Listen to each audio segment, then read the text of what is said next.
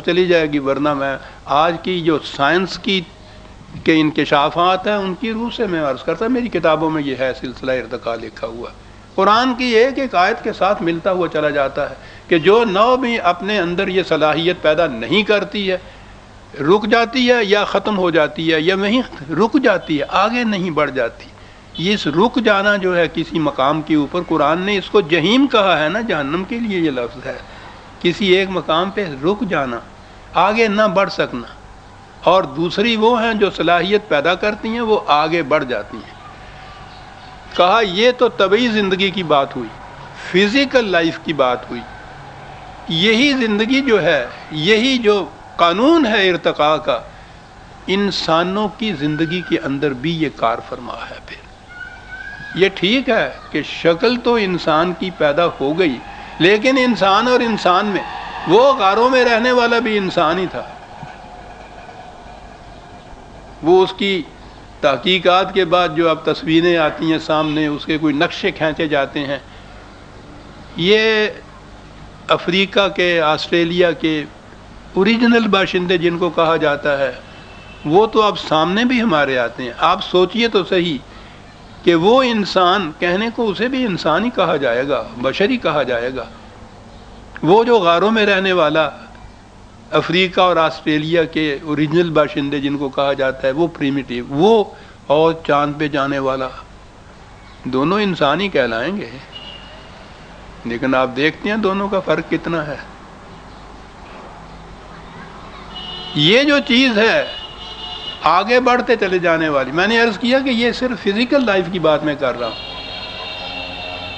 انسانیت کی جو بات ہے اس میں بھی آپ دیکھیے قرآن اس کے لیے بھی ارتقائی منازل کا کہہ رہا ہے کہ صحیح نظام کے اندر صحیح انداز کی جو زندگی ہے، قرآن کے قوانین کے مطابق مستقل اقدار کو ساتھ رکھتے ہوئے، اس سے انسانیت، اب میں لفظ انسان کی بجائے انسانیت کہوں گا، اس سے انسانیت آگے بڑھتی ہے. غلط نظام ہو تو پہلی چیز تو یہ ہے کہ وہیں رک جاتی ہے، آگے نہیں بڑھتی، اور کچھ عرصہ تک رکی رہے تو اس کے بعد وہ ختم ہی ہو جاتی ہے. یہ ہے ملخص قرآن کی تعلیم کا کہ زندگی نے ارتقائی منازل طے کرنی ہے. قرآن کے بتائے ہوئے طریقے پہ اور اس شاہراہ کے اوپر زندگی چلی جائے گی تو یہ آگے بڑھتی چلے جائے گی. ایسا نہ ہوگا، رک جائے گی، ٹھہر جائے گی، ختم ہو جائے گی. اب ٹکراؤ پیچھے سے جو چلا آ رہا ہے اور کہا ہے نذیراً للبشر، پوری انسانیت کے لیے اس میں ایک مقام ہے سوچنے کا، آگہی کا، وارن کا. کاہے کے لیے؟ عزیزان مان اگر نسخے ہیں تو دیکھیے سامنے، میں عرض کروں گا. قرآن یوں سمجھ آتا ہے، لمن شاء منکم ان یتقدم او یتاخر. یہ اس لیے ہے کہ جس کا جی چاہے آگے بڑھنے کے لیے وہ آگے بڑھ جائے، جو آگے نہیں بڑھنا چاہتا وہ پیچھے رہ جائے. ساری بات یہ ہے، جو آگے بڑھنا چاہتا ہے آگے بڑھ جائے، جو آگے نہیں بڑھنا چاہتا، پیچھے رہنا چاہتا ہے، پیچھے رہ جائے. یہ تو تعلیم یہ ہے، یہ نظام یہ ہے. یہ وہ سزا کا اور عذاب کا اور جہنم کی آگ کا، وہ ساری چیزیں مجازی ہیں جی کہا گیا ہے. بات ساری یہ میں نے عرض کیا ہے کہ قرآن نے جہنم کے لفظ کے تو معنی ہیں وہ جگہ جہاں انسانیت کو جلایا جائے، وہ تو جہنم ہے. ہوتا کیا ہے وہاں؟ جہیم کا لفظ اس کے لیے آیا ہے جس کے معنی ہے رک جانا کسی مقام کے اوپر. وہ یہی تو وہ کہہ رہا ہے. اب جو آگے بڑھنا ہے، السابقون السابقون، قرآن میں دوسرے مقامات پہ اب آپ دیکھیں گے اسی کے لیے الفاظ اور آئیں گے، آگے بڑھنے والے، پیچھے رہ جانے والے. بات ہی ساری یہ ہے. یہاں آپ دیکھیے دنیا کی مختلف اقوام میں جن کو آپ یہ سپر پاور، جن کو آپ بڑی طاقتیں کہتے ہیں، کیا ہے؟ آگے بڑھ گئی ہیں نا دوسروں کے مقابلے میں. یہ پیچھے رہ جانے والی ہے نا، developed and under developed, developing and developed جو ان کے الفاظ ہیں وہ کیا ہیں؟ آگے بڑھ گئے ہوئے، پیچھے رہ جانے والے. تو عزیزان من، یہ تو بڑا محسوس سا معیار ہے یہ دیکھنے کا کہ قرآن کے میزان کی روح سے ہماری کیا حیثیت ہے، ہم کس مقام کے اوپر ہیں۔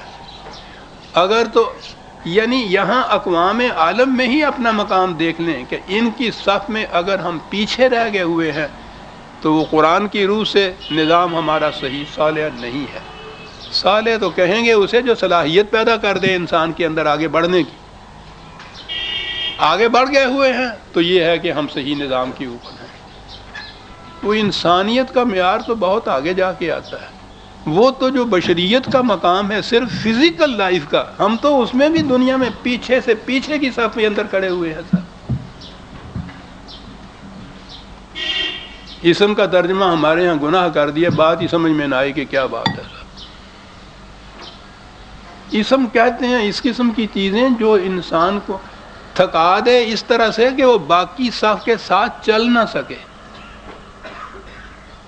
یہ وہ اونٹنی جو کمزوری کی ناتوانی کی وجہ سے باقی کارواں کے ساتھ چل نہیں سکتی تھی، تکان کی وجہ سے پیچھے رہ جاتی تھی، اس کو کہتے تھے ناقہ آزما۔ یہ بات تو پیچھے رہ جانے اور آگے بڑھنے کی، طبی زندگی کے اندر بھی، اور پھر طبی زندگی کے ساتھ انسانیت کی زندگی جو ہے اس میں بھی۔ باقی جو ہم اس وقت مقابلہ کرتے ہیں وہ تو طبی زندگی ہے کہ وہ تو چاند پہ بھی چلے گئے، سوار ہو گئے سب، ان کا کیا لیا۔ ہمارے ہاں ریل گاڑی سے ہی وقت پہ نہیں چلتی، طبی زندگی ہے۔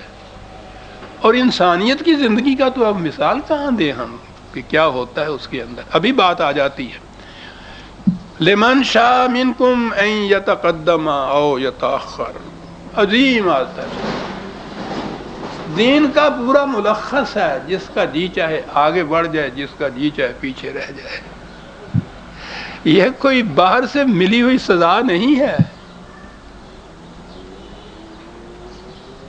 یہ تو روش زندگی کا لازمی نتیجہ ہے۔ اور آگے ہے پھر دوسرا لفظ، کلو نفس بما کسبت رہینۃ،